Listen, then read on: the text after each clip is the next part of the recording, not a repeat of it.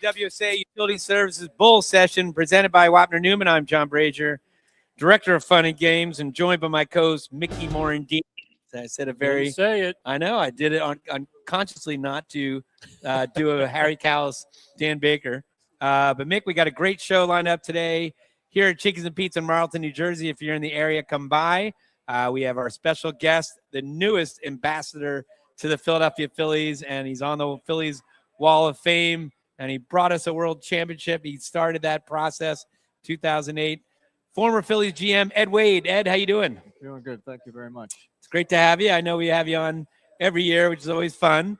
And I got to ask both you guys, Phillies have had 5 games this year where it's down to the last out and last strike. 2 strikes, 2 outs. And they've won 5 of those games. I mean, you're lucky if you even have one of those games.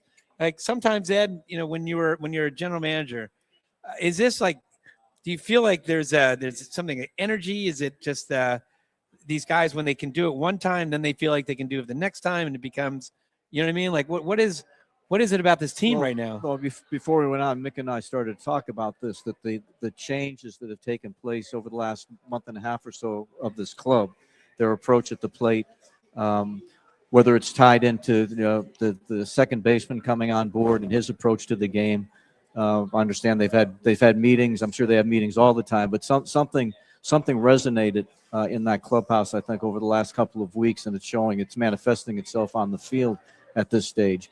I was at yesterday's game, and to see that type of comeback. You stayed at the end. I stayed till the end. That's great. Wow. With 2 grandchildren with me. Yeah, so it was something that you start to look at different things like that happening. You see the star player, the first baseman going to right field.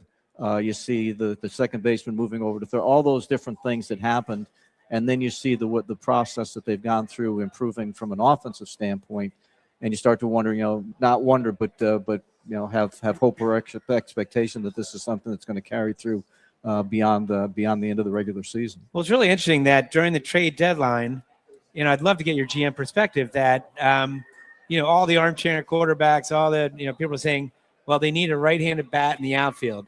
Well, all of a sudden, what do we get? We get a second baseman, which is great. Obviously, the guy's won 3 batting titles. But then, the defensive moves, he's going to be second base. That means that Stott's going to have to go over to third. Then Harper's going to go to right. And Bohm's coming over to first. And it was already a shaky defensive team. There's a lot of people saying, why didn't they just get a Joe Adell or get a Taylor Ward or get somebody, in that right field? Then you're not messing with anybody else. But I tell you what, it's worked out great because, now Stott is played a phenomenal third, really has. And because he has more range, Turner only has to patrol, less part of the field, right? So it helps him defensively. Araz is fine. Harper's been fine so far. Hopefully it's not affecting his knee being out there. And as you said, you got Araz that comes in there that all he does is hit and makes contact, and the other guys seem to be kind of following the lead. So and plays very good defense. I think it's remarkable that it has worked out the way that it has. Obviously, you have to worry about the wear and tear of playing right field, right, from the standpoint of Harper's legs and things of that nature. But it's been pretty seamless with regard to that. You talk about some big outfielders' names, and they went out and got 2 outfielders. Both the guys have in part-time jobs have really played very well for them. It's easy to talk about from 30,000 feet what should be done or what shouldn't be done.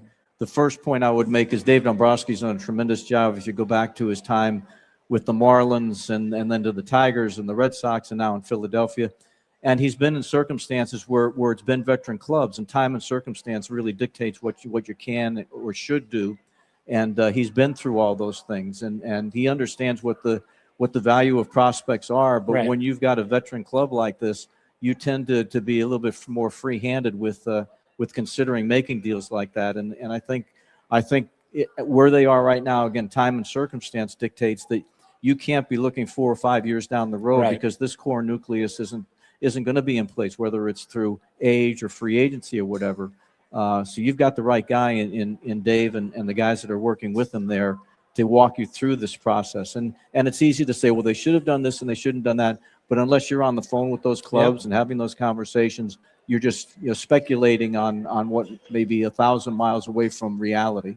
Did you hear the story? Did you guys both hear the story where the Angels must have played in New York, or they had to have played in New York because it's Mike Trout on August 1 had treated his teammates to go play at his new course here in Millville, right? Did you hear the story, Mick? I have not. All right, I did. I heard. Played the course though. So they must have played somewhere close. I'm assuming it's Mets or Yankees. I guess maybe it could have been Baltimore, but they had a day off.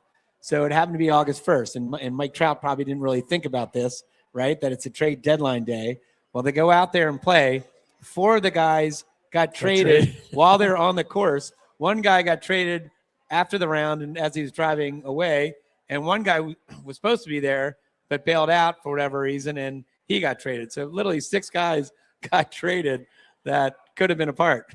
Time and circumstance, right? When you're struggling like they are right now, everybody's available, and right.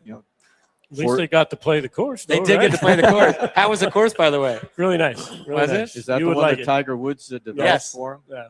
And is it fully done, or are they still working on it? They're working on like the condos around it, but the course itself is was done. Oh yeah, it was beautiful. And there's an airport right there too, a small Beautiful. airport, because we were just there with our grandkids about 2 weeks before Okay. that. So it's a very, very convenient spot and a very nice patch of ground. Yeah, and the owner of the land built a probably 8 to 10 foot wall around the entire golf course. Oh, wow. Yeah. Pretty cool. All right, going back to the trade deadline, because I'm fascinated to know, again, as a GM, you've got everyone's going to, ask for. In the Phillies case, I'm sure Dombrowski or Preston Mattingly, they're saying we want Renteria, we want Painter, we want, again, some of these guys that, whether it's Aiden Miller or whether it's, some other guys. And there are certain guys, is there certain guys in your head saying, like, I'm not trading them? Like, I'm not, Sure. back then, that I'm not getting rid of Renteria. He's going to be a solid piece down the road. And but when you have to give up Marquez, I mean, Marquez was our best pitching prospect, albeit he's in, I think he was in high single A, right? But that's got to be painful, but you've got to take pain to. Well, it goes back to what I said about time and circumstance. Where when we were putting the core nucleus together for the club that eventually won in 2008, there were no conversations about the core group there, because we, at that point in time, were building towards an opportunity to have those guys showcased at the big league level with Philadelphia. But when you're in a position that the Phillies are right now, again, getting back to the earlier point, is that your focus changes, because it's more of a now circumstance than it is, where are we going to be 2 or 3 years down the road? We were fortunate enough to keep that group together with the promise that we made to our fans when we got out of the vet and into the new ballpark that the economics would change. And you kept saying get good, stay good. Right, and a year before that, we actually got into the new ballpark as we went out and signed Jim Thome. And that was huge, right? Yeah, but again, you talk about prospects and everything, and people say, well, why would you do that with Ryan Howard there? But the fact is that at that point, Ryan still had some ground to cover from the whole inside and defensively, so on and so forth. But it also gave us an opportunity to without doubt, show that the promises we were making were sincere. Right. And then we went out and took David Bell and made the trade for Kevin Millwood. So those types of guys were coming in to solidify around that younger group, but it was still going to all be about the prospects that Mike Arbuckle and his guys had found along the way. And I think that Thome Thome signing was like that kind of changing of the guard, saying that we're serious, we're ready to build something big, right? And then no question that was first of all, our plan was to be a better club, right? But it also at the same time it validated the things that we were saying along the way as we were moving from one ballpark to the other. And he was a free agent, correct? Yeah. So and in all honesty, I was surprised that we got him, because I didn't think he would ever leave Cleveland at that point in time. And I remember sitting in my office at the vet, and his agent called me and said he's coming, and I just sat there like for 10 minutes. I couldn't go out and tell anybody, not because I was trying to keep it secret, but I was trying to absorb the fact that he actually decided to come. So to your us. first call then, I imagine, it's to Dave Montgomery. Walked across the hall to Dave and Ruben Amaro and Susan Ingersoll in the office, the other people in baseball ops, Mike Arbuckle, to make sure that they knew it, that the hard work that we put in in that regard. It didn't hurt to have Charlie Manuel working for us at the same time. Right. Well, that's interesting too, because you hired Charlie, right, to be kind of a special advisor to, right? He was scouting and right. Yeah, he was doing a little bit of everything for us. And when I let Bo go as the manager, Larry Bo is the smartest baseball man I've ever been around, and it was painful for me to do that. And a lot of good guys were available for that job, and it doesn't take a lot of memory to remember the initial reaction of the people in this area about Charlie being the guy. Now Charlie cannot buy a meal for himself in the, I remember the tri-state area. I remember being in the room because you guys did. It was very unique. Like, you didn't do it just privately. There was press conferences. I remember sitting, and you had whatchamacallit from the Pirates. You had Jim Leland. Yeah. You had Don Baylor. You had Grady Little. Right? And these guys all did, and Charlie, they all did press conferences, and we were in there like watching. And then when Charlie was named, we were like, wow. Everyone kind of assumed it was going to be Leland, and obviously, look what happened. And you're right. It was a perfect fit. Charlie's personality was a perfect fit for that team, for that veteran-laden team right there. Yeah. And I think, and kudos to you for recognizing that, because that wasn't the easy choice for you, right? For the media and for the fans. Easy choice would have been Leland. Well, Jim or some of the other guys that we had there that also had big league experience, and fans had more knowledge of what they were all about. But Ruben had played for Charlie, so he had some firsthand information about what Chuck's and Jim Thome. Yeah, well, but this was even before. Before Thome that's right. Yeah, but we did our homework on everybody, I thought, and looked at the composition of our club and decided that. And I've known Jim Leland forever. Yeah. Going back to his early Pirates days. I mean, his wife actually worked for the Pirates when I was a PR guy there. So, we had a lot of good guys come in, and there probably wasn't going to be. There were probably several guys that could have filled the bill for us, but in retrospect, I'm glad we made the decision that we did. So, did you ever hear the story? I'm sure you did, about Charlie when he was in that role where he was a special advisor, and I guess he was at that time, whatever you guys wanted to, go see a high school game, go see a college game, go see minor league games, right? Go see pro games. And it's one of my favorite Charlie stories is he comes back. He was scouting all day. He had dinner. I'm sure he probably had a glass of wine, whatever. And he comes back to his condo, at night, and he gets to the door and he hears like this glass crashing in his condo, and he's thinking, my God, there's somebody in my condo breaking in. So he's, Charlie's a big man, so he opens up the door really quick, and he grabs the umbrella. We had an umbrella stand right there, turns on the light, and he's ready to take on whoever's there. It was a giant pelican. He had left the sliding glass door open, and a pelican had got in, and it was crashing around from lamp to lamp, whatever. And when Charlie turned on the light, the pelican went towards the light, which is Charlie, and Charlie's fighting him off with an umbrella. I can picture going, hey, hey, hey. And could you imagine if that somehow was captured on a Ring camera or something? Like, would that be the greatest video you've ever seen in your life? Absolutely. I've got a Charlie story for you that I'm not going to name names in it, but we had a reporter that was not fair with us, I felt, and we were in Charlie's office, and I started yelling at this reporter, and then for whatever reason picked up one of the chairs in Charlie's office, and I fired it against the wall, and it broke into literally about 30 pieces, like a Hollywood prop. So I threw the writer out of his office, and I said, Charlie, I'm sorry, I broke your leg, or broke your chair. He goes, Ed, that was pretty bleep, bleep, bleep, good. Yeah. Said, thanks, Charlie. And then Mickey knows this story. I had down at fantasy camp just a couple of years ago, I had asked him, I said, Charlie, just me and him, kind of just shooting the breeze. And I said, when you were in Japan, can you spent 3 or 4 years there, like if you saw a Japanese newspaper, or if somebody was Japanese, could you speak with them or could you read the paper?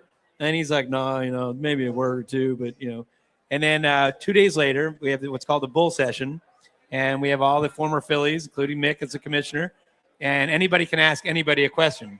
So somebody stands up, said, I have a question for Charlie Manuel. So they said, all right, Charlie, when you played over in Japan, I understand that they had their own song for you that they sang every time you came up to bat, right? It's kind of like a walk-up song that was created by the fans. Do you remember it? And I'll never forget it. Charlie stood up. He goes, "Oh yeah," I guess tell you what. And next thing you know, he starts singing, Mick. Right? He did. He starts singing for a minute in Japanese, and nobody pulled their phone out because everyone was in such shock that they're watching Charlie Manuel sing in Japanese. Right? It was awesome. I mean, it was. He got a standing O after he sang it. It might have been the coolest thing I've ever seen in my life. Charlie Manuel singing his own walk-up song. So. We were very fortunate to have Bo as our manager and fortunate to have Charlie. And it's really cool to see the relationship that's developed between those two guys these days. But they're like those two Muppets that sit up in the balcony, right? Yeah.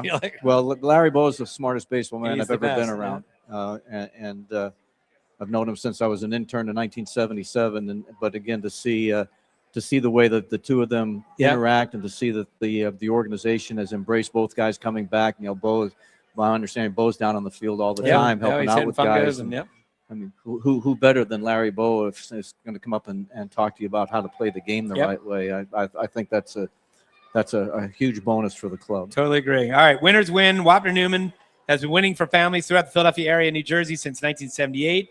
You need a winner, call Wapner Newman at 215-569-0900 or visit wapnernewman.com. Coming up in the show, we're going to talk more with former Phillies general manager Ed Wade. You're listening to BCWSA Utility Services Bull Session presented by Wapner Newman. We are live from Chickies and Pete's in Marlton, New Jersey.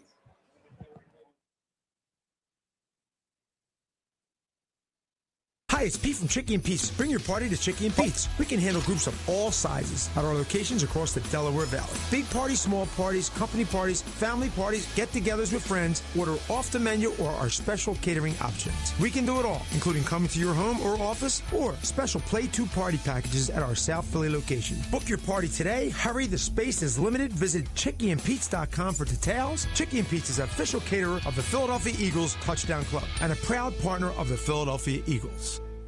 Penn Community Bank, we're your financial partner for all of life's moments. Our checking accounts are designed with you in mind, providing convenient access and 5-star mobile and online banking services to help you achieve your goals. Right now, you can earn a $350 cash bonus for opening a qualifying new checking account with direct deposits in the first 60 days. Visit PennCommunityBank.com/cash bonus to learn more. Penn Community Bank, here we grow. Offer terms and conditions apply. Limited time offers subject to change. As for full details, member FDIC.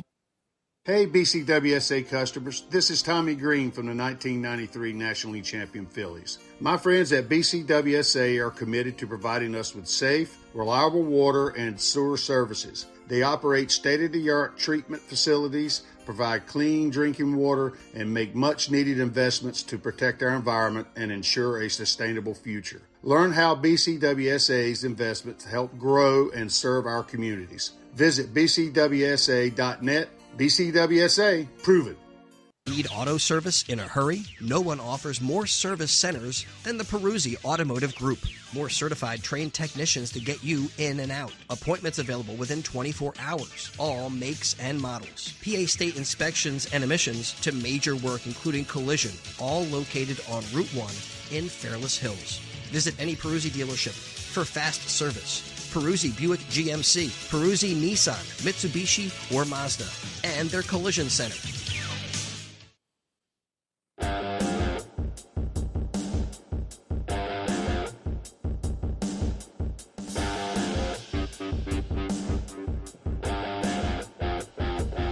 All right, we are back to BCWSA Utility Service Full Session presented by Wapner Newman live from Chickies and Pete's in Marlton, New Jersey. Here with Ed Wade, former general manager of the Phillies and Wall of Famer, and Mickey Morandini. And Ed, one of the players that I thought was one of your real great moves was you were able to get Bobby Abreu, who was right. I don't think he was in the major leagues at that time, right? He was minor leaguer. Or, no, he was. Lee Thomas was the general manager at the time, right? And it was an expansion draft period. Yep. So we knew that both expansion clubs are interested in Kevin Stocker. And so we're trying to add an outfielder, and there was a lot of conversation about either Bobby or one other player. And fortunately for me, I had asked Lee 2 years prior to that if I could go out and do some scouting in spring training. and he gave me Cleveland and Houston because they were close there and on the coast. And I kept coming back and talking to him. I said, the Astros have two really good outfielders there, but for whatever reason, they don't like this Abreu kid. And so the group had a whole conversation about the other guy that was being considered. But being Lee's assistant, I sort of had the last voice in his ear. Yep. And I kept pushing for Bobby, and fortunately we made that move. And Tampa took Bobby, and then we made the trade for Stock and got him that way. But yeah, I still think that Bobby is a Hall of Fame class player, and certainly would love to see that happen. But Lee Thomas did a lot of great things in our organization over the years and gave me opportunities to do things and taught me a lot about the game of baseball. The perspective that he had as a former player and traveling secretary and farm director and all that experience. And he was able to share a lot of that stuff with me, which was invaluable, and not to mention the friendship. Mick, I don't know if you heard this one. Lee Thomas, when I first started with the Phillies, one of the first interview requests, it was Matt Cord from WMMR said, "Can I talk to Lee Thomas?" So I had to go to Lee. I said, "Lee, the rock station in town wants to talk to you. Can you do the interview?" He said, "Fine, just do me a favor. Just be in my office in case he asks me something I don't know," right? And I'm thinking, like, what's he going to ask it that he might not know? So if you remember, Lee's office was nice, the big desk, and I sat in the chair opposite the desk. And he does the interview on the phone, so I can't hear Matt's questions, but I can hear Lee's answers. Everything's going great. In fact, I've kind of I don't know. I don't even know if he had cell phones then. So I'm just kind of this and that. And all of a sudden, I see a panicked look on Lee's face, and he pulls the phone to his chest. He said, "John, give me a band. Give me a band." So Matt must have asked him at the end of the interview, what's your favorite band, right? So now the pressure's on me, and I'm trying to think I got a million bands in my head. So I go running over to his, and I whisper in his ear. I said, "Pearl Jam," and I hear him say, "Matt, I'd have to say my favorite band is Pearl Jam." And then he looks at me like, "Thumbs up." I'm like, "Thumbs up." I'm not going to tell him. So so that was a good one. But Ed, I love your story. You got a great story in the sense that, with people with a career as rich as yours. The fact that you grew up in Scranton area, Carbondale. Right. Tom Burgoyne on the podcast said you grew up in Western PA, and we had to tell him that Western PA, Carbondale is more northeast. Geography wasn't his strong suit. And then you went to Temple. You played 2.5 years baseball at Temple. I sat the bench for 2.5 years. 2.5 years. And then you got an internship with under Larry Shank, the Baron. Chris Wheeler was in that PR department, right? So you kind of you learned stats and did all that. And then was it from there you went to Tal Smith, or was it from there you went to? No, Larry Shank. Larry had he talked to me before the season was over. Said he wasn't going to have any space at the end of the season for a full-time job, but offered to send letters of recommendation to all the other clubs. And Houston had an opening at that point in time, and actually, the day that I got my first full-time job as in PR with the Astros was at Yankee Stadium after the Phillies had lost to the Dodgers in the rain. Nobody wanted to go to the games from the office, so Bill Giles gave me tickets to the games in New York. So I met with the Astros PR director at that point in time, accepted my job, and I'll never forget the day that I got that job, because that night I was sitting in the 6th row behind home plate when Reggie Jackson hit his 3 home runs. Wow. So and there was a lot of carryover with the Astros and the Phillies, right? Because you had Bill Giles came from there, Harry Kalas came from there, so there's a lot of synergies, I guess, between the two. And even coming back, I'm convinced that Lee Thomas, when Lee hired me as his assistant, we had never met. I knew who Lee was, but I don't think he knew who I was. But I assume that the people that you just named mentioned my name when Tony Siegel left and went to the Padres as their general manager. So I'm assuming that those people spoke in my behalf and not only gave me the chance to come back to Philadelphia to get the experience that I got and have a chance to work with somebody like Lee was, it's. Well, then before the Phillies GM, though, you worked for Tal Smith, right, and worked on arbitration cases. So you kind of built up your resume in a unique way where you were learning it more from like an analytics point of view, right, of the GM, right, and you get to know the other teams. You get to know the other, I assume, general managers and players and all that because you're involved in that process. which then gave you a great kind of credentials and resume for, coming to Philadelphia. Right. I wouldn't have been qualified for the job if it had just been coming out of the PR ranks. Right. Although I shouldn't say that because a couple of good guys have gone on to do exactly that. But it was the experience that, Tal Smith ended up hiring me 3 different times. First when I became the PR guy, and then working at Tal Smith Enterprises. And then he played a big role in me becoming the general manager down there as well. So, we all have mentors and people that have supported us through the years. And I often look back at my career and I call them why me moments. Right. And, it's usually when people say why me, it's like, down in the dumps. But when I say why did I get this opportunity? When, what were the circumstances? And if this didn't work, then what about all the other things that if I didn't get the internship with the Phillies in 1977, I wouldn't have met my wife, because Roxanne was Right. she was a hot pants girl when we met at the 4th floor elevator at the Vet. So I think it's personally, I think it's something everybody should do every once in a while is don't dwell on the bad stuff, but the why me moments, and try to put things together that if this one thing didn't happen, what would be the effect of all the other things that did happen over the course of your life or your career or whatever. Well, I got my Phillies job at a wedding. I was singing Joe Cocker at a wedding, and some guy asked me if I had any sports marketing experience, and I said yes, even though I didn't. They just wanted you to stop singing. Yes, exactly. And he dug deeper, and he said, what was your sports marketing experience? And I had played lacrosse in England for a year. So I said, I marketed the sport of lacrosse throughout the country of England. He said, what does that mean? Instead of saying I played and coached, I doubled down. I said, did a lot of branding, marketing, PR. And he's like, John, Dennis Mannion. He said, what did you do? I said, fine. I played lacrosse and I coached lacrosse, but I did go on a radio station one time, which is branding, PR, and marketing. So, and little did I know he's looking to hire a BSer, and there I was. The resume was written on a roll of toilet paper. Exactly. Did you tell him a joke then? I don't know if I told him a joke. That might have ended it right there. But Dan Stevenson, our celebrated, old videographer, the legendary Dan Stevenson, he was bartending at Downey's, and he met Chris Wheeler or Bill Giles, and that's how he got his job. So, you never know back in the day. Well, I'll give you another what if kind of thing.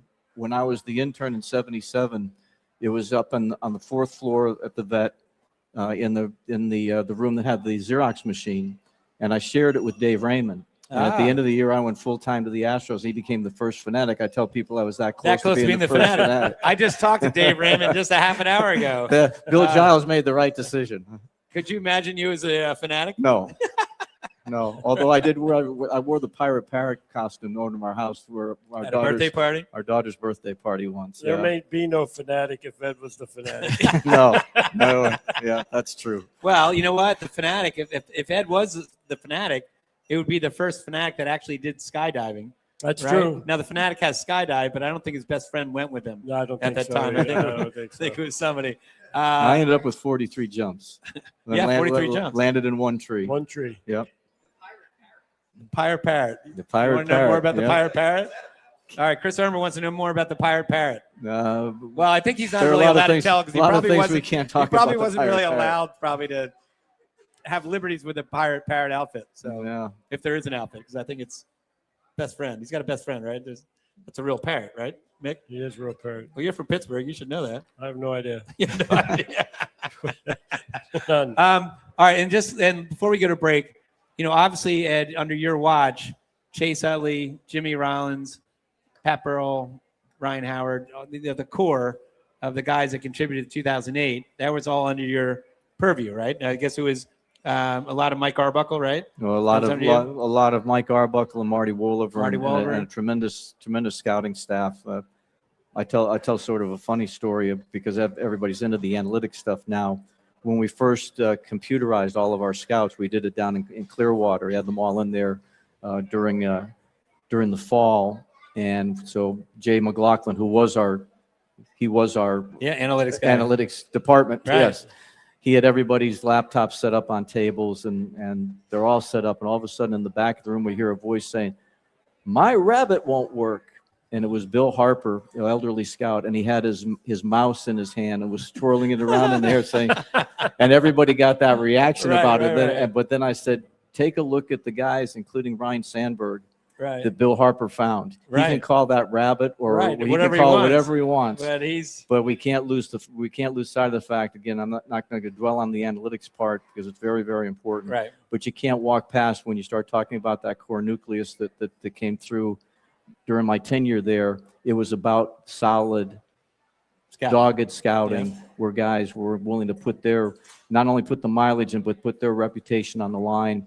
And Mike Arbuckle and those guys being able to, generate the lists that eventually led to the guys that we ended up with. And I've been in those draft rooms, and it's pretty cool because you guys have it all organized with high school pitchers, college pitchers, left-handed, right-handed, any injury concerns, signability concerns. It's, you have it all marked in different colors and you also have all the area scouts that are obviously vying for their guy.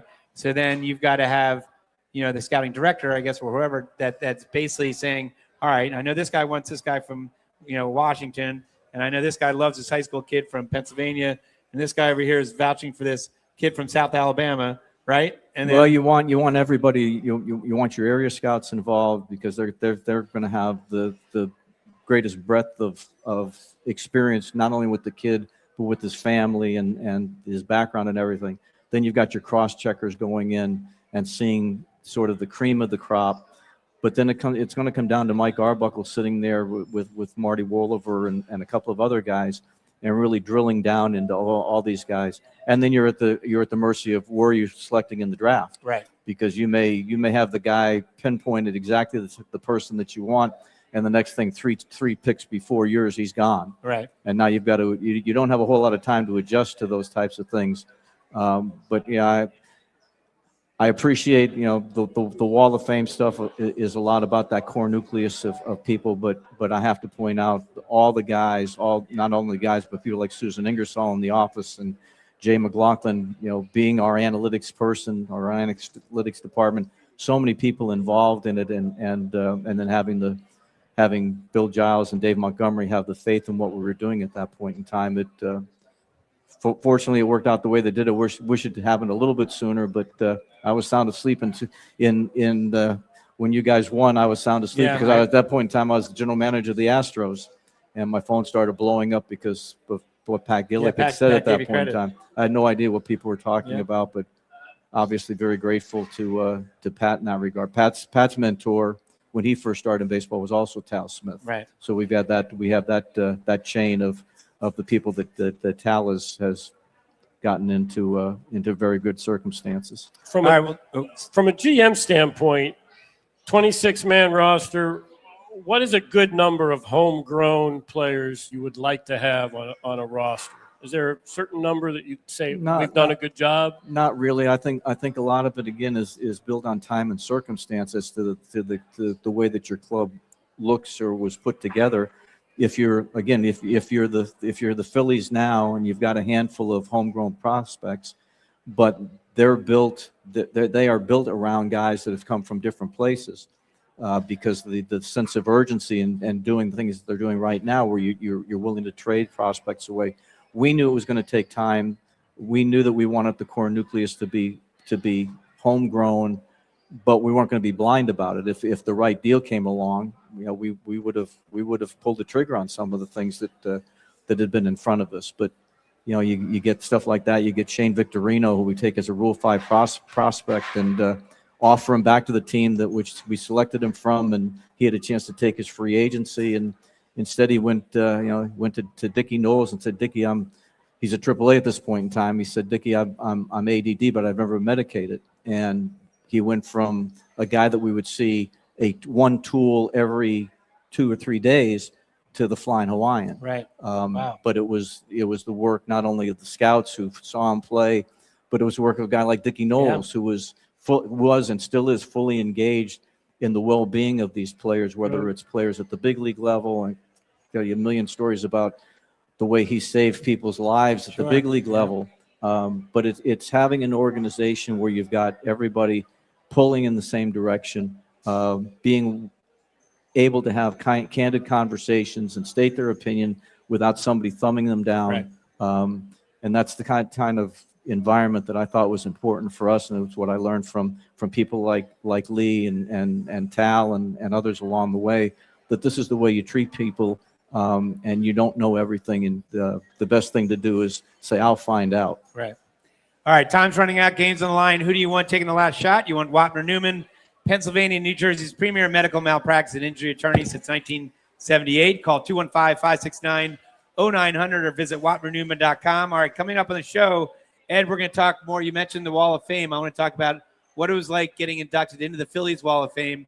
Then you also mentioned Dave Montgomery. I'd love to get your take on Dave Montgomery, who I know Mickey and I both, he was one of the most influential people in my life, other than my parents, just tremendous man. So I want to talk about him. You're listening to the BCWSA Utility Services Bull Session, presented by Wapner Newman. We are live from Chickies and Pete's in Marlton, New Jersey.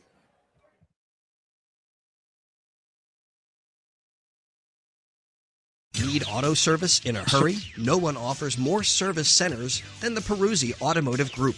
More certified trained technicians to get you in and out. Appointments available within 24 hours. All makes and models. PA state inspections and emissions to major work including collision. All located on Route 1 in Fairless Hills. Visit any Peruzzi dealership for fast service. Peruzzi Buick GMC, Peruzzi Nissan, Mitsubishi, or Mazda. And their collision center.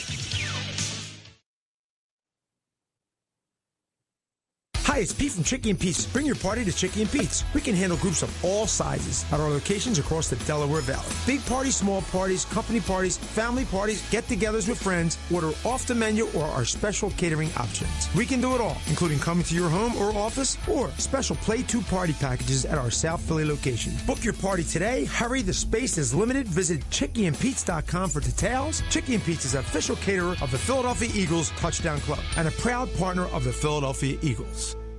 Hey BCWSA customers, this is Tommy Green from the 1993 National League champion Phillies. My friends at BCWSA are committed to providing us with safe, reliable water and sewer services. They operate state-of-the-art treatment facilities, provide clean drinking water, and make much-needed investments to protect our environment and ensure a sustainable future. Learn how BCWSA's investments help grow and serve our communities. Visit bcwsa.net. BCWSA, proven. Hi, it's Pete from Chickie and Pete's. Bring your party to Chickie and Pete's. We can handle groups of all sizes at our locations across the Delaware Valley. Big parties, small parties, company parties, family parties, get-togethers with friends. Order off the menu or our special catering options. We can do it all, including coming to your home or office or special Play 2 party packages at our South Philly location. Book your party today. Hurry, the space is limited. Visit ChickieandPete's.com for details. Chickie and Pete's is official caterer of the Philadelphia Eagles Touchdown Club and a proud partner of the Philadelphia Eagles.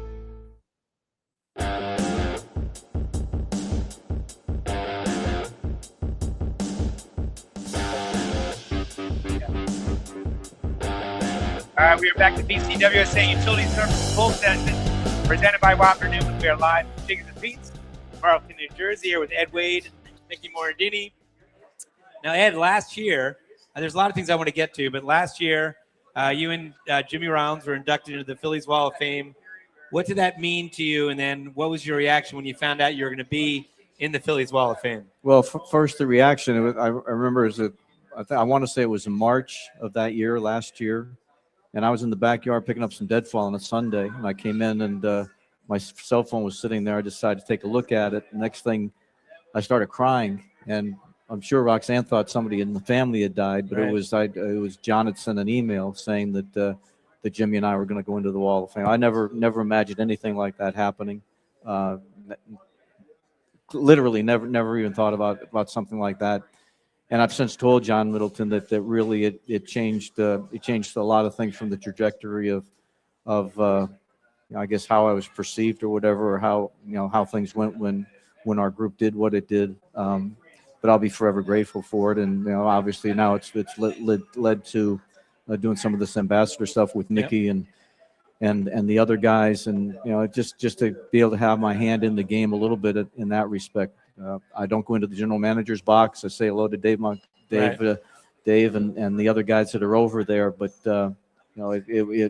it's been changed the trajectory of a lot of things, which I'm greatly appreciative. You mentioned John Middleton, but how about Dave Montgomery? Obviously he was key, crucial to your career as well. Absolutely. There's, Dave was, when I was the intern in 77, he was in the sales department back then, wasn't running everything the way that he did over the years, but the relationship that he had with Bill Giles, it was a seamless transition between Dave and Bill in that respect. I don't know that there's ever been anybody that worked with Dave that said that they worked for Dave, because he didn't treat people as employees. He treated them as part of the fabric of the organization, and we all knew that we had his ear, to have a conversation. We didn't always agree on everything, and which was the healthy way to be, particularly when a lot of the decisions that we had to make were based around the player personnel, the economics of the organization, and things of that nature. But all of us, anybody who had time to spend in the organization while Dave was there, and preceding him with Bill being there, I've worked for several organizations, and this has always been a special place for me and a lot of people, even though I did get fired twice here. Right. We've mentioned a lot of players, Jimmy Rollins, Ryan Howard. One of the guys we didn't mention that Chris Ermer wanted me to make sure, there was a stat on Pat Burrell. He had 8 20 home run seasons in a row. And he was also, I think he's 4th on the home run list, the Phillies. Now, here's a guy that was a first-round pick, first pick, right? Yeah. So, he was obviously Primo's pick, but he's a guy that you got right. Sometimes they don't get that 1-1 pick right. And he fit in seamlessly. What made Pat Burrell the player he was? Well, first of all, that came, I could be wrong. Lee was the general manager when we took J.D. Drew. So obviously that was a swing and a miss for us, for him, basically hiding out, not wanting to be a Philly. Again, you rely on your scouts, and there were a lot of good. I'd need the list in front of me, but my recollection is there were a lot of very good players, a lot of good pitching in that draft. But again, Mike and his guys, and the West Coast guys particularly, did their homework on what he was capable of doing for us, and it manifested itself in a very big way for an appreciably long period of time in the organization. So, you swing and miss at some things. If you're afraid to make a mistake, then you probably shouldn't be in the decision-making position, because there are a lot of decisions that have to be made, and the list of things that I get patted on the back for, I can show you a much longer list of the things that we swung and missed at over, or I swung and missed at over that period of time. But if you want to be involved in sports, if you want to be involved in professional sports, if you want to be involved in professional sports in a city like Philadelphia, you better be prepared to do your job and stick to your guns and believe in the people that are working around you. Well, I remember Ryan Howard, that, as you mentioned, Jim Thome, was going to be there, and Ryan Howard is up and coming. And I'm sure that you were pressured to, trade Ryan. I'm sure he at the time wanted to be traded, or his agent, through his agent. But you realize, I'm not, even though I have Thome there, I'm not giving up on this guy. I'm not giving him away. And then I think when you come up to Ryan, you went up to Ryan afterwards, after he'd had his success, and said, "I'm glad I didn't trade you." Yes, I did say that. Aren't you glad I didn't trade you? Yeah, we did have that conversation. Yeah, I've talked to agents that wanted us to do certain things, and we ignored we ignored some of it. It's usually in a very professional manner, but if you're going to put a club together, you got to put it together with the people who are the experts in that field. That there's a lot of peripheral people that are involved. Mick's agent was a great guy to deal with over the years, and Rex Gary. Yeah, but at the end of the day, we need to make decisions that are in the best interest of the club, not putting the players in a secondary role. But the reality is that in the process that we're involved in, we've got to try to make right decisions for the good of the organization. Last thing before we go to break is, I know you're a big military guy. Your son Ryan went to U.S. Naval Academy, right? Mm-hmm. And when you were with the Astros, you did a lot of stuff with the Wounded Warriors, right? Yep. And one of the cool things, because I was in Liberty USO for many years. My dad was in World War II. My grandfather served in World War I. One of the cool things, Mick, is that, do you remember the movie Lone Survivor? It was a true I've heard of story. it. I haven't seen it. Great book. I read the book and saw the movie. It's a great book, a true story about Marcus Luttrell and a group of SEALs, right? I think they were Navy SEALs that got stuck up in a mountain in Afghanistan. They had to make some tough choices. And then basically he was the only one who survived. And he basically did it he had a hideout in an Afghan village. And it's an amazing story. Well, Ed, you hired him to talk to your players. I didn't hire him. We just asked him to. I got contacted by another SEAL friend of mine. They were doing some promotion for Marcus up in Wisconsin or somewhere, and he asked me if I could get some memorabilia, and I said, yeah, I can, but I want two copies of his books autographed, one for me and one for my son. Well, anyway, Marcus and I became friends when I was the general manager in Houston. And I actually had him come in to talk to our players, and I said to him, do you think you have a 5-minute speech? And he said, yeah, I can do that. So I said, all right, we'll do it right after batting practice is over. So he comes into the clubhouse, and the first words out of his mouth were, "You guys are ball players. I'm a gunfighter." And at that point, I knew he had the whole clubhouse. They were all into it, and I kept looking at the clock as he's going on and on and on and on, getting closer to game time. And finally, I say, "Hey, Marcus, we got to go now." "Oh, sorry, sir," or something like that. He said, "But yeah." Well, I bet you a lot of those players had read the book or they seen the did. movie. I was surprised. I didn't really go through the players' lockers and see what their reading material was, but a lot of those guys had read his stuff, and we became pretty good friends along the way. That's great. All right, found yourself on the injured list. Get help now. Call Wapner Newman, Pennsylvania, New Jersey's premier medical malpractice and injury attorneys at 215-569-0900 or visit WapnerNewman.com. Coming up on the show, we're going to have Rob Miller from Wapner Newman is going to come on. And, Ed was a little worried he's going to have a lawyer asking questions, and Ed doesn't have time to get another lawyer to represent him. So we'll see how this goes. We're going to have Rob Miller from Wapner Newman coming on. You're listening to the BCWSA Utility Services Bull Session presented by Wapner Newman. We are live from Chickies and Pete's in Marlton, New Jersey.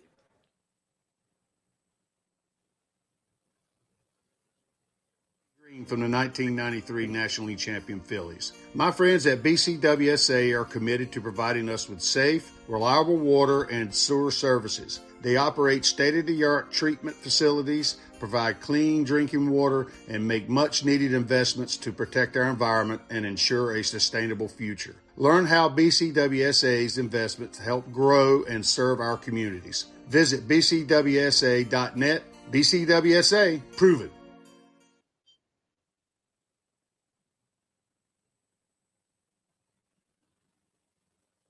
Need auto service in a hurry? No one offers more service centers than the Peruzzi Automotive Group. More certified trained technicians to get you in and out. Appointments available within 24 hours. All makes and models. PA state inspections and emissions to major work including collision. All located on Route 1 in Fairless Hills. Visit any Peruzzi dealership for fast service. Peruzzi Buick GMC, Peruzzi Nissan, Mitsubishi, or Mazda. And their collision center. Hi, it's Pete from Chickie and Pete's. Bring your party to Chickie and Pete's. We can handle groups of all sizes at our locations across the Delaware Valley. Big parties, small parties, company parties, family parties, get-togethers with friends. Order off the menu or our special catering options. We can do it all, including coming to your home or office or special Play 2 party packages at our South Philly location. Book your party today. Hurry, the space is limited. Visit ChickieandPete's.com for details. Chickie and Pete's is official caterer of the Philadelphia Eagles Touchdown Club and a proud partner of the Philadelphia Eagles.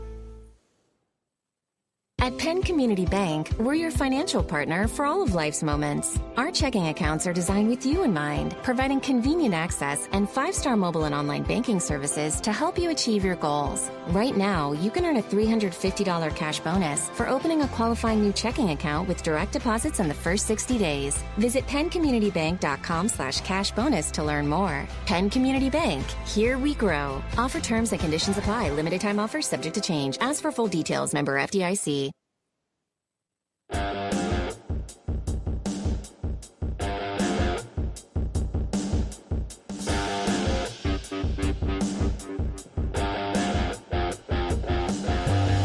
All right, we are back to BCWSA Utility Service Bull Session presented by Wapner Newman. We're live from Chickie Pizza, Marlton, New Jersey, and it's time to bring on Rob Miller from Wapner Newman, who, Mick, as you reminded me, we have Rob's about to give us, before he interviews, or I should say interrogates Ed Wade. Cross-examines. We are going to get his Wapner Newman Player of the Week. There's a lot of ways you could go. You could go Andrew Painter, you go Nola, you go Schwarber at the huge home run. You can, but I think I know who you're going, right? Have I mentioned? You have not mentioned the guy yet. Yeah. This is an embarrassment of riches, right? Yes. I mean, there's some weeks we were looking at the left field usher. Right. To maybe or Derek Hill's toothpick. Yeah, exactly. All right. So who do you? I think we know who you got. We have a first for the Wapner Newman Player of the Week, a back-to-back Alec Bohm. Alec Bohm. Big week. In fuego. Yes, 8 for 21, 5 runs scored, 7 RBIs, big triple. I think he is deserving of Wapner Newman Player of the Week. Well, there you go, Alec Bohm. I don't know what Alec. You don't win anything other than you get some good publicity right there for 2 weeks. All right, Rob, what do you got for Ed Wade? Well, I want to add one thing. I thought it was really interesting when he got interviewed after that game. He hit the triple, and Mickey, you've been in this spot, I'm certain, that he talked about if Sosa was thrown out at the plate, how important it was for him to get to third base. Yeah. And I think it shows you where he's locked in. And he's playing great baseball, thinking great baseball, and kudos to him. So we did a show yesterday with Tommy Green, and Chris Armour put up the picture of Sosa. Now, without seeing any context, you saw Sosa diving, and it looked like he was a good 30 feet away from the plate, and he was in full Superman mode. And if you watch that without any context, you're like, how did he make it to the plate? I didn't think that was real when I saw that. Right? Yeah. Did you see the picture? The mittens took him in. Took him in? Sure. Yeah, it was an incredible slide. But again, looking at that picture, you're like, how did he make it to home plate? Yeah. But you thought he would did. stop well short. But as Ed knows, when a team is firing all cylinders or a team obviously wins World Series, it takes everybody, right? And I love that this team right now are getting contributions. I mentioned Derek Hill.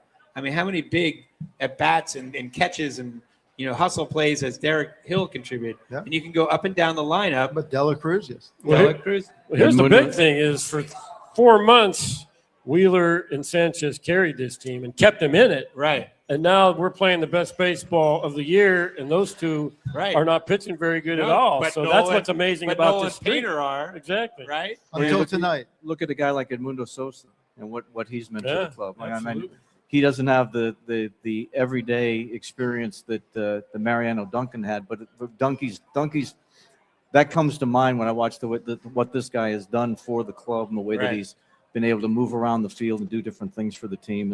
And sometimes it's those little the less quote unquote important moves. When we got Derek Hill, I mean, I can't imagine I don't think talk radio talked about him. I'm sure even the writers that knew about him, Salisbury or others, it was kind of under the radar. And who's this guy? Right. And Dela Cruz, same thing. I mean, Dela Cruz had some success in the majors, but when he came in, it was totally under the radar. Yeah. Let me point out one thing, go back to Lee Thomas for a moment, and Lee's ability to get a second guy thrown into trades. We got Dale Murphy from the Braves, and Tommy Green was a throw-in in that deal. Right. And Lee did that on several occasions in building that club that ended up, almost winning the World Series because of the fact that he was always able to get that extra piece without giving something else in return. Wasn't Sandberg the extra the extra piece when we traded him over to the Cubs, or at least the unknown piece in reverse, right? I think that's true. Yeah, that preceded me. Right. Bo was the key. Yeah, that was. Jesus. You're right. Yeah. All right, Rob. What else you got? So actually, you talked about Ed's contribution to the 08 team, which I consider him the architect. He actually did a great job in Houston too. Yes. After you left, building that team and take him on a great run. Yeah, well, we were in a different set of circumstances there, and as much as Drayton McLean had owned the club for a long time, and had decided that he was going to sell the club, so we were really, invested in getting good guys through the draft, so on and so forth. But at the time, and I went back and researched this because I was. Somebody made a remark that we left nothing in the organization. There were 37 players in the Astros organization the day I was fired who ended up playing in the big leagues, including, J.D. Martinez and Keuchel and a lot of really good players along the way. So you got and whatchamacallit, little guy. What Altuve. Out there, brought him straight from Right? Double A to the big Right, leagues. Altuve. Yeah. And all I heard from scouts were that that this guy's only 5'3", and I said, well, if he gets 250, he's 5'7". Turns out he's 6'2". Right. So, Right. yeah, we were Do you again. think do you get the credit? Like, obviously, you in Philadelphia, you get the credit for being that architect. It went under the radar for a little bit, but then people did realize it. Are you getting that recognition in Houston? I can't answer that for you. I Right. don't know. Well, It hasn't been back. Yeah. What- Keep me here in Philadelphia. What's an Ed Wade player? Like when you were going into these drafts, what were you looking for, both makeup and how you're trying to build a team? Well, What's an Ed Wade player? Talent rules the day, but you can't walk past character and makeup. And that doesn't mean that everybody's got to be a milk drinker or anything like that. But you can't just go on tools because a lot of times tools don't manifest themselves the way that you anticipated they would. But if you know that there's good makeup here, and this is a guy that's going to give you everything that he's got, then it's up to the scouts to decide whether the tangibles are significant enough, and to sort of take maybe some of the loose parts and try to bring them together through the player development process. But again, you find guys who maybe a position changes the whole thing. Maybe a guy that has come through an organization or during his high school or college career was never looked upon as maybe an eighth or ninth inning guy in a bullpen. But I've praised our scouts a lot in the time that we've been talking here. But you can't walk past the player development guys, the guys that from the first day that guy gets into your organization, hopefully are teaching, in our case, the Phillies way, so that you're not confusing players as they go from level to level. Well, we did cutoffs and relays this way down in Clearwater, and now I'm in Reading, and we're doing something different. You had to have that that concept that it was going to be universal within the organization. And in all candor, one of the reasons why I put Mike Arbuckle in my last couple of years, Mike I put in charge of not only scouting, been the scouting director, but I put him in charge of the player development also. So it was one big voice in that room when we got all those guys together. And this is we talk about the Phillies way. Well, here's the guy that's finding the players, and this is the guy that's going to tell you how we're going to bring them forward to be the types of players that you need when you put them in a place like Philadelphia. But you got to make the ultimate decision, right? You're the GM. But I want to ask you, is there a guy or a couple guys that you took, maybe it was 20th round guy or whatever, that you just knew in your gut, if he got the love, the work that he needed, he was going to become a ball player throughout your career? Mickey Morandini. Now, for those of you who didn't see that, Mickey put his arm around me, but he continues to remind me that I traded him twice. Really? Twice. What's up with that? But Is that why you're not talking tonight, Mick? but here, Nothing to say to him. here's a key point that I do have to make. When I traded him to the Cubs, I brought back Doug Glanville, who a Penn guy, Right, for Dave Montgomery. I brought him here for Dave Montgomery. Right. So, Right. but in this whole process, not only did I trade Mickey, but I traded Dave Montgomery's favorite player's wife. My wife. Right. Yeah. So- In order to trade a guy, they got to be wanted. So, Wow. All right. But Wow. is there a guy? I mean, do you have a guy that you say, geez, I just knew it? I'd have to rack my brain over that, to be honest with you. We'll leave it with Mickey. Yeah, that's fine. I just keep going back to guys who probably weren't. You knew what Cole Hamels was going to be. You knew what all these different guys are going to be. There are also going to be guys that come in and maybe they're in a secondary role or maybe they're primary and talk about the Flying Hawaiian, Right. and stuff like that. Guys that look like he's a good fit. He fits a roster well, and the next thing you know, they're winning championships. Right. What about Chooch? Did you see Chooch being the type of player that he turned out to be? I did, from the standpoint of what our guys were saying about him, to the point where we traded Johnny Estrada away because Right. Johnny was supposed to be the next guy up in our circumstance, and traded him to the Braves. I don't remember who we got. I should, but I don't remember who we Was got. that the for him. Millwood trade? Yes, it was Kevin Millwood. And if segue a little bit, talk about things falling into your lap. We were trying to sign. We were chasing Glavin. We were chasing. Bonilla, right? Yeah, well, I'm talking about pitching. We're chasing pitching. all these pitchers, and everything was held up because we thought we had a chance to get the one guy, and then this happened, and that guy. Jamie Moyer wanted to come, but I actually flew up to his house and told him, look, we're waiting on Glanville. Glenn Glavin. Don't wait on us, and if they've got an offer on the table. So he disappeared. Paul Bird was a fallback position. He ends up with the Braves. And the day of the trading deadline, I'm driving into work. We're shut out on the pitching standpoint, and my phone rings. I'm in the car, and it's John Sherholz, the general manager of the Braves. He said, "We're gonna non-tender Kevin Millwood, and somebody's going to give him a multi-year contract, so on and so forth. Would you consider trading Johnny Estrada for him?" I said, "John, I'm in my car driving to the ballpark. Let me get in the ballpark, and I'll call you back." I went in and I talked to Ruben, talked to Mike, and called John back and made the deal. It was the fastest deal that I ever made as a general manager. Wow. And it brought us the guy that we thought we were completely out of the pitching thing. Right. We get a guy that the next season throws a no-hitter for us. Yep, and then you have Chooch, obviously. Yeah. All right, in the city of champions, you deserve a champion legal representation. Wapner Newman is Pennsylvania and New Jersey's premier medical malpractice and injury attorneys. Call 215-569-0900 or visit wapnernewman.com. And that wraps up today's BCWSA Utility Services Bull Session presented by Wapner Newman. I'd like to thank my coach today, Mickey Morandini. You want to say it? You want to say it like Nope, I don't know how to say it. All right. Our special guest, Ed Wade, our producer engineer, Chris Ermer, our guest, Rob Miller. Thanks also to Joe Wechter. Thanks to Chickies and Pizza, Marlton, New Jersey. Thanks to Greg Castriata for having dinner over there. And thanks to you for listening. We're going to be back next Monday at Chickies and Pizza in Malvern at 6 p.m. with, you're going to love this, Ed. We have our special guest, former Phillies infielder Bobby Wine. So Wino. Wow. Wino will be making his appearance. Tommy Green's going to be my co-host. Until then, have a great week. And as the late, great Harry the K says, out of here.